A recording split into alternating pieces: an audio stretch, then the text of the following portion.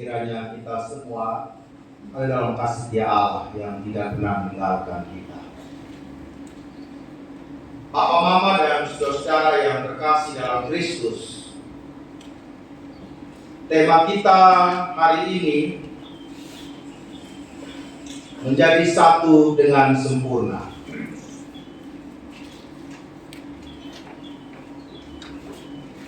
Tema ini adalah tema yang diberikan oleh Persekutuan Gereja-Gereja di Indonesia, di mana Gereja Kristen Sumba menjadi bagian dari PGI, yang dulunya DGI, Dewan Gereja-Gereja di Indonesia. 25 Mei yang lalu berulang tahun yang ke-74. Artinya 74 tahun gereja-gereja di Indonesia memilih untuk bersatu. Dan hari ini kita menggunakan liturgi atau tata ibadah dari Gereja Kristen Sumatera bagian selatan. Jadi GKSBS ini, Papa Mama, adalah gerejanya orang-orang Jawa yang bertransmigrasi di Lampung atau Sumatera. Saat itu, sebelum menjadi GKSBS, mereka semacam cabang atau kepangkang dari GKJ dan dilayani oleh pendeta-pendeta Gereja Kristen Jawa di Pulau Jawa. Seiring berjalannya waktu, gereja ini berkembang dan saat ini dia sudah berada hampir di seluruh Pulau Sumatera. Gereja bertumbuh di sana dalam segala keadaan.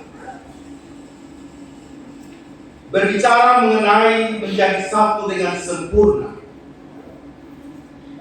tentu bukanlah persoalan yang mudah. Jangankan sempurna, Papa Mama, kita cara nyatu saja atau menjadi satu bukanlah perkara yang mudah. Tidak usah kita ngomong Indonesia, kita bicara persekutuan di jemaat Manubara saja tidak gampang. Masing-masing dengan jalannya sendiri, dengan pemikirannya sendiri, dan kadang-kala ada juga menjurus kepada hal-hal yang negatif.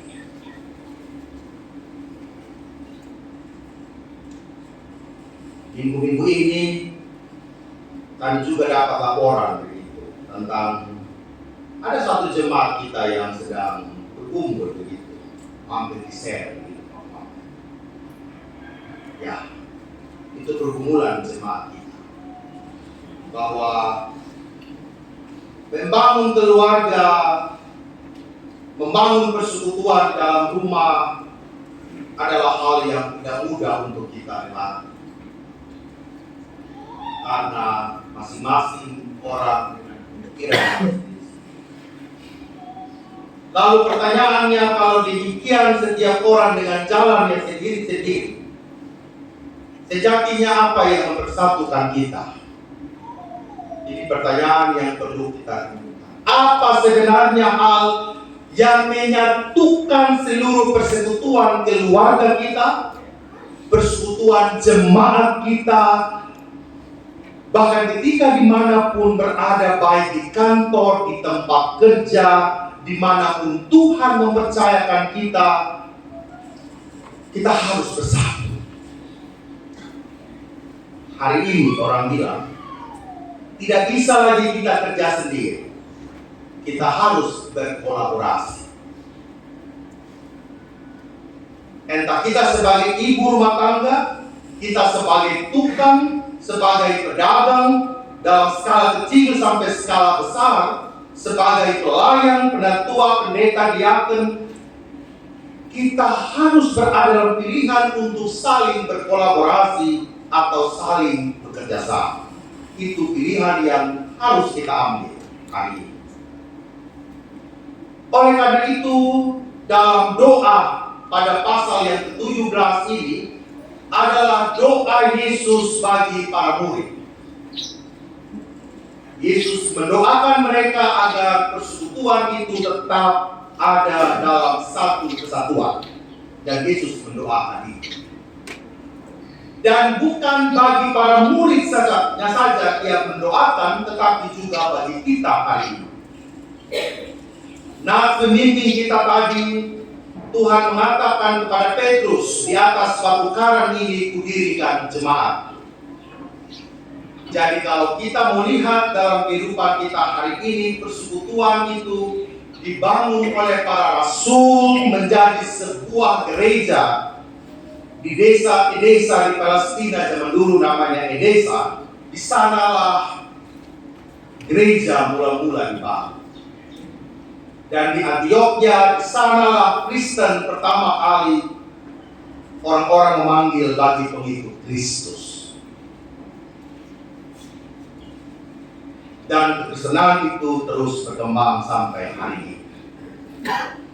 Sebagai gereja Kristen Sumba juga kita sedang merayakan 143 tahun Injil masuk di tanah Sumba. Galeri-galeri kita di Facebook, di medsos memenuhi itu. Bahwa 143 tahun lalu Injil Tuhan yang berasal dari Israel sana, Palestina sana, sampai juga di Pulau Sumba itu. Catatan sejarah 9 Juni itu hampir sama dengan HUT-nya Jemaat Manubara. Jadi 9 Juni 1881 itu Injil, seorang penginjil namanya Johann Jacob van Alphen diutus dari Belanda dan tiba di Pulau Sumba. Dia hadir untuk memberitakan Injil. Kehadiran Van Alphen ingin menjangkau orang Sumba. Meskipun ketika tarik ke belakang 1862 orang-orang Sabu atau pedagang dari Sabu yang sudah Kristen menempati daerah Kamadiru dan daerah Melolo.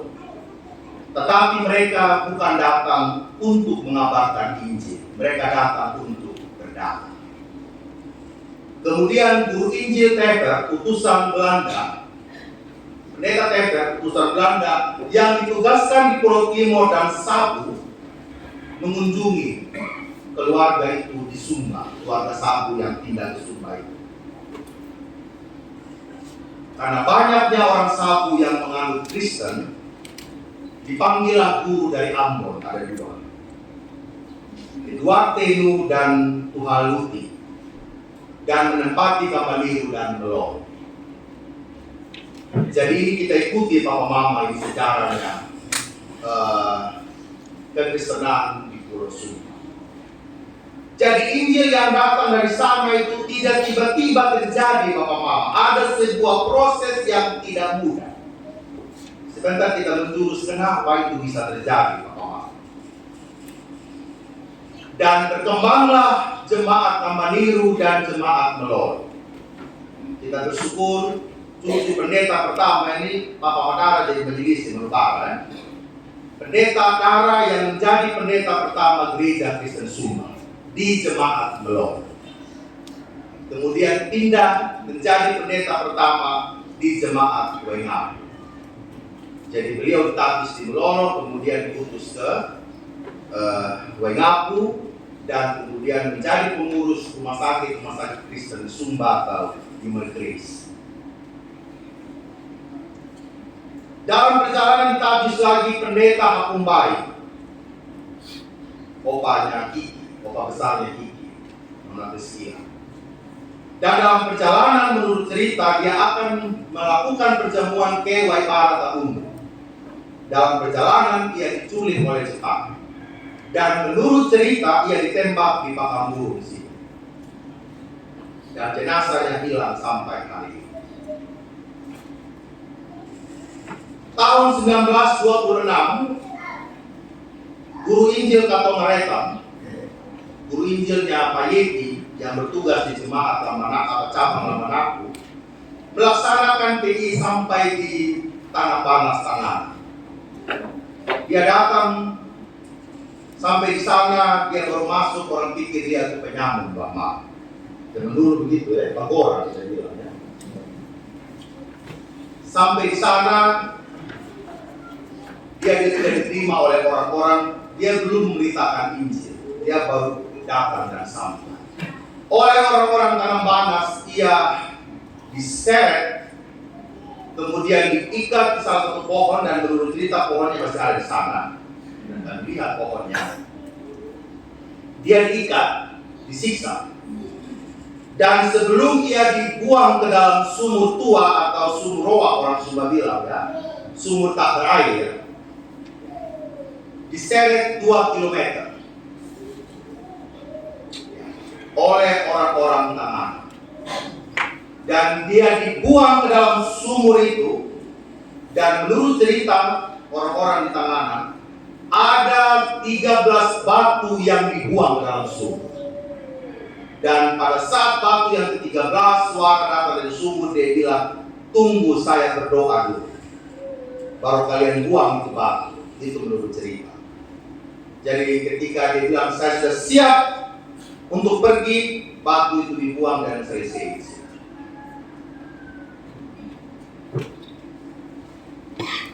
Menurut cerita ada suara, 2 hari lagi ada pertolongan yang datang. 2 modung ada orang yang datang begitu. Dan Belanda datang dari arah Sumba Barat. Ketika mereka sedang berpesta, orang-orang Tanganan itu, disitulah Belanda masuk dan mereka ditembak. Dan masih ada 7 kuburan dari nenek moyang itu yang ada di sana, bahwa mereka memang ditembak oleh Belanda. Mengatasi situasi, mereka suruh menggali kuburan jenazahnya atau mereka itu, dan kemudian mereka disuruh pikul dari Tanganan menuju ke Payeti. Itu sebagai hukuman bagi mereka. Yang pikul beberapa orang, yang sampai di Payeti selama tinggal 2 orang, yang lain meninggal di tengah jalan. Dan dirawat orang-orang itu, kemudian mereka kembali. Menurut cerita Puru Kambera itu, disitulah pertama kali orang Kambera turun ke sana. Itu menurut ceritanya orang Tanganan. Dia dikuburkan di Payeti. Dulu ada kuburan di Payeti. Ketika MPL dibangun, itu digali dan dia diletakkan di depan MPL. Saat ini ada kuburan. Sedangkan di samping itu Pak Hakumbai hanya dikubur waktu itu, diganti dengan batang pisang, diamkan bahwa dia dikuburkan di situ karena jenazahnya itu 3 ditemukan. Beberapa waktu lalu kami telah menabur Bapak Mama, karena keluarga Tanganan mengatakan kami harus melakukan pendamaian, pemulihan dengan keluarga atau mereka, Pak Guru Injil. Dia tidak punya istri, tapi dia punya adik-adik.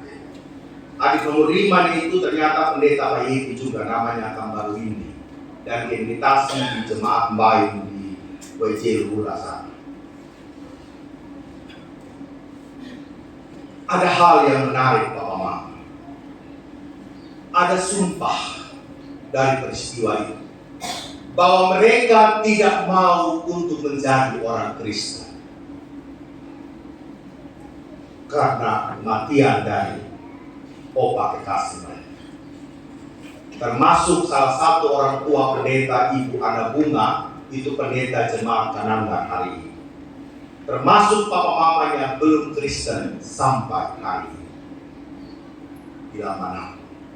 Dan tanggal 6 nanti lusa, pendamaian itu akan terjadi antara keluarga Tanganan, Tangan Banas, dan keluarga Lamana. Bapak Ibu, tahun 26 sampai hari ini sudah berapa puluh tahun. Ketika hubungan itu ternyata belum dibereskan. Pernah dicoba katanya di masa lalu, tapi keluarga belum membuka hati. Tetapi bersyukur melalui momen 143 tahun Injil masuk di tanah Sumba semenjak 9 Juni Van Alpen turun ke Sumba ini, datang ke Sumba, bibit-bibit Injil itu bertumbuh. Dan ternyata orang Sumba juga tidak mau memeluk agama Kristen, tetap yang melayani itu orang Sabah. Van Alpen istrinya dan anaknya meninggal di Meloro. Dia pulang lagi, diambil istri, dia pergi lagi melayani di Laura Karuni. Datang De Bruin, datang Polan Brander, mereka datang menjadi pendeta-pendeta di Sumba. Masuk melalui kesehatan. Datanglah pendeta Wilenga. Wilenga juga berusaha untuk memberitakan Injil di Kamaniru. Datanglah punya pastori di Kamaniru, datanglah orang hamba pelarian dari Mamboro. Dia datang, dia bakar itu pastori, Bang. Pindah lagi dia ke Payeti sana. Nah, di Payeti lah dimulai dari apa? Kesehatan. Jadi kekristenan masuk melalui kesehatan. Adalah balai-balai pengobatan. Kebetulan Pak Dr. Alga ada di sini. Opanya Pandahawali itu adalah perawat-perawat yang dikirim ke Jogja untuk belajar. Ada Bapak Palekahelu, ada Ibu Mina Raja, ada Baku Muku. Semua adalah orang-orang yang dipersiapkan untuk melanjutkan karya pelayanan di Pulau Sumba ini. Ada keluarga Parinusa, keluarga Teno, semuanya Tuhan pakai untuk mengabarkan Injil di Pulau Sumba. Termasuk sekolah-sekolah Yakmas. Para penginjil ini, misionaris dari Belanda datang untuk membuat sekolah-sekolah Yakmas, dan saat ini sekolah Yakmas itu ada 172 sekolah di 4 kabupaten. Hari ini perlu saya ceritakan, Bapak Mama. Dalam merayakan 143 tahun Injil masuk ke tanah Sumba, apa sebenarnya? Kita kembali ke nats kita yang melandasi segala sesuatu untuk menyatukan bahwa Injil itu harus dengar, bahwa persekutuan itu harus dibangun, Bapak Mama, itu adalah kasih. Adalah kasih. Engkau mengasihi mereka sama seperti engkau mengasihi aku. Yang pertama yang perlu kita sadari sebagai orang-orang percaya adalah bagaimana membangun kasih itu di dalam Tuhan. Jikalau di masa lalu kasih itu datang dari tempat yang jauh untuk menjangkau kita orang-orang di Pulau Sumba, di Pulau Sabu, di Pulau Timur ini, di Indonesia ini, itu karena di hatinya para sendi itu, karena mereka memiliki kasih. Tidak ada pilihan lain. Dan menurut Henry Nouwen, mencintai itu harus sampai terluka. Yang terluka yang mencintai. Mama, kantong aretang diseret, dia mencintai Tuhan, dia mencintai rakyat, dia mencintai warga di tanah bangsa. Dia berjalan, tetapi yang dia dapatkan adalah kematian. Bapak Mama,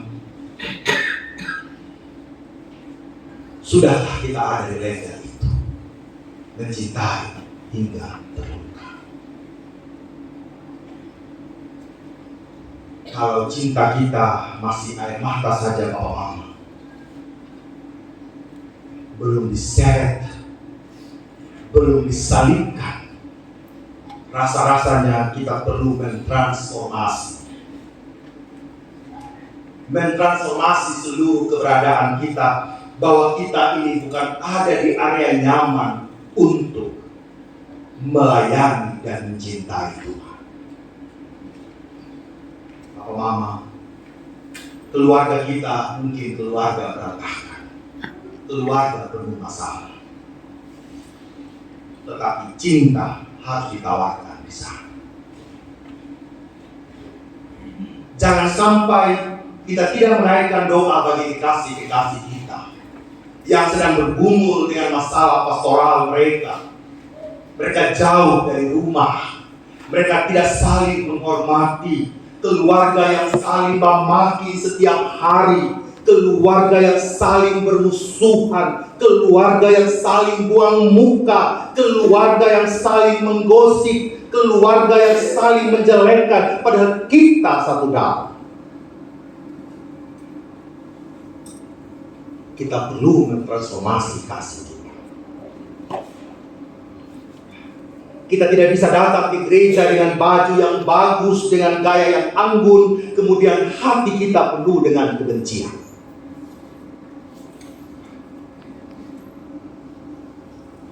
Kita tidak bisa membanggakan gereja kita di luar sana, jemaat para begini, bagana, tapi kita tidak datang gereja.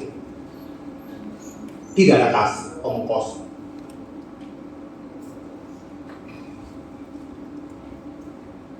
Kita tidak mempedulikan ini gedung, Bapak. Perintis kita, orang tua kita, nenek, opa, oma kita bangun di gereja di air mata.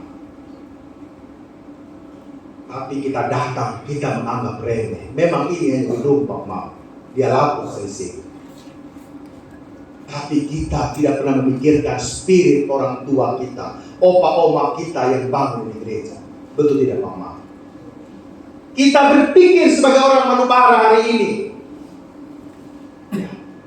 apakah memang kita harus bersatu di jemaat ini untuk merayakan kehidupan, untuk saling membangun kehidupan spiritualitas kita, membangun ekonomi keluarga kita, membangun cinta di kota Waingapu ini? Itu hanya orang Manubara yang mampu untuk menjawab. Injil ini sudah pengorbanannya habis-habisan. Tapi kalau kita hanya pasif-pasif saja, Bapak Mama, tidak bisa. Minggu depan kita sudah usia 8 tahun. Jemaat ini sebagai gereja mandiri maksudnya. Tapi sudah hampir 40 tahun ya, Bang Ibu ya. Gereja ini Pasar Berua mereka, keluarga kita, Opa Bire dan Opa Mangi dan semua kita yang berperan. Sudah 40 tahun mereka berjuang dengan ini gereja. Lalu datang kita mau buat ini gereja penuh dengan konflik. Gara-gara fakta kita mulai buang buka, kita mulai basindir di Facebook. Ini Bapak tahu? Orang sana dorong duduk, kita mana? Ya kan? Oh, kalau saya mereka berubah, tetap goji di semua musim, Bapak. Kalau mau sahabat terpilih, saya tetap style, Bapak. Begitu kan? Nah. Tapi kita punya pasien di Facebook ini najubillah ini. Seolah-olah kita sudah pengurus partai. Sampai memperuncing ini persekutuan keluarga, memperuncing ini sponsor-sponsor yang ada. Tidak ada cinta, Mama. Jangan ngomong cinta, jangan ngomong kasih. Tuhan Yesus mendoakan supaya mereka satu, sama seperti aku satu dengan Engkau. Pak Mama, Tuhan Yesus sendiri masih mengakui kedaulatan kealahan itu, walaupun dia adalah Allah. Dia mengakui kealahan itu.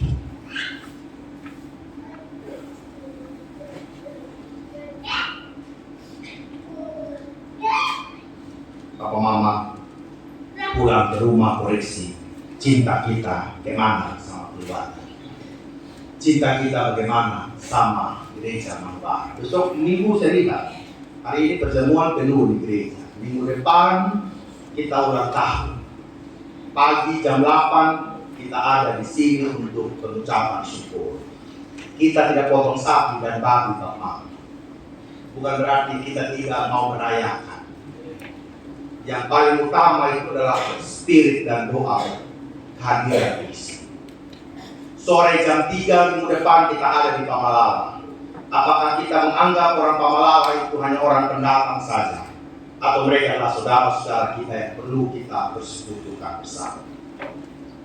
Kita punya acara Pamalala masuk. Saya harap Papa Mama semua majelis jemaat berharap kita ada pagi, kita ada sore. Cukup 1 hari kita ada di gereja, Papa Mama. Kalau pergi adat, Papa Mama 2 hari toh bisa duduk di balai-balai sampai kalian. Ya toh.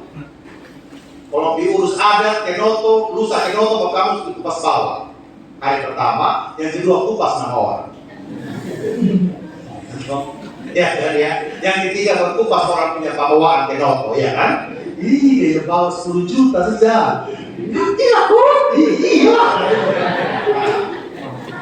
Hari keempat kita bahas orang punya kurang rendang di meja. Ih, dia kenoto, aku udah milih bawaan masa dia rendang alia semua. Ya, toh. Ini kenyataan, Bapak. Ya, toh.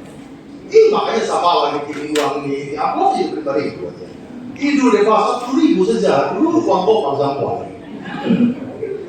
Kena kupas Bapak, ya. Tapi bukan di Bapak.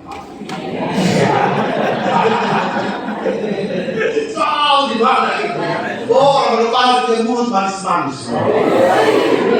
Lebih manis dari basah Bapak.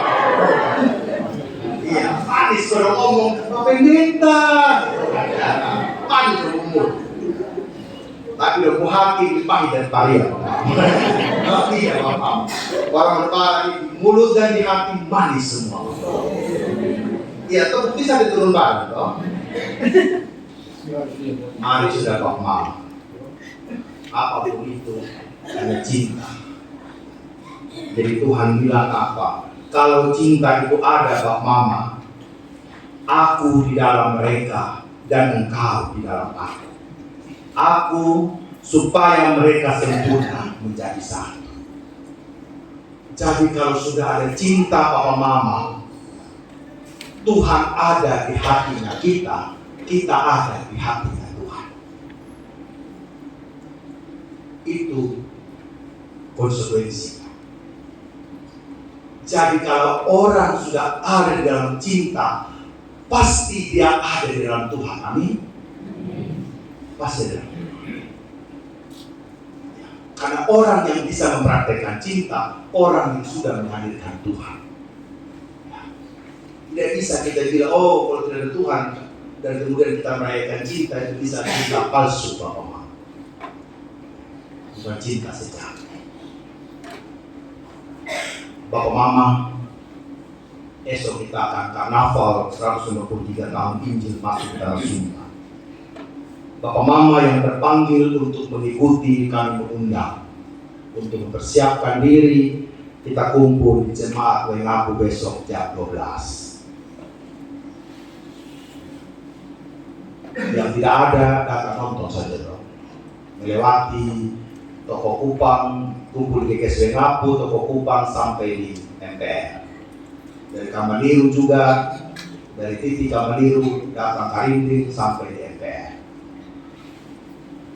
Tanggal 11 kita ada di Tanah Manas, dan yang paling utama minggu depan kami mengundang Papa Mama untuk hadir di jemaat ini maupun di Pamalala. Saya tantang kita semua. Masih adakah kepedulian kita dalam merayakan HUT ke-8 jemaat Lebaran?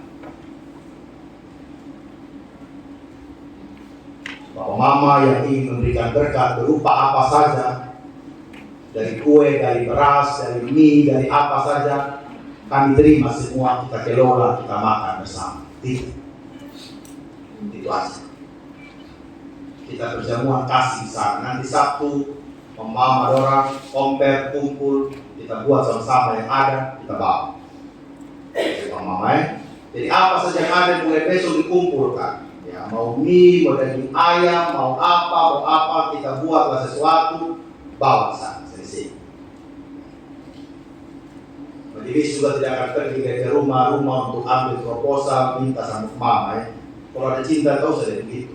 Bawa sudah, ini dari pendeta om mama ya. Kalau ada sudah itu beras, ada sudah ayam, ada itu mie, ada itu bumbu, bawa sudah dipastori dari Senin sampai Sabtu, kita kelola bungkus makan saat. Setuju Pak Mama? Itu aja. Karena cinta itu saya percaya sudah meresap di hati kita semua. Di musik, kalau siapkan lagu-lagu kan sudah siap, nanti dikirim, kita kasih bunyi sedikit saja. Jangan kalau ada kandidat sosialisasi Pak Mama yang paling depan. Joget sampai pagi. Ya, saya perhatikan sedikit subuh Pak Mama. Orang berubah buka di mana. Seolah-olah berubah berubah di semua. Jadi di depan saya mau lihat kita ada tidak di sana. Kalau kita ada di ruang-ruang kandidat sesuai subuh Bapak buka sama. Jangan sampai sama nikah di depan. Ini waktu kalian beri kampanye, ini waktu ada di Pamalang. Saya lihat sedikit. Mari sudah Bapak Mama, Bapak stop sudah yang ada kami di sini ya. Kita mau bersatu untuk kemuliaan Tuhan. Amin. Tuhan menolong saya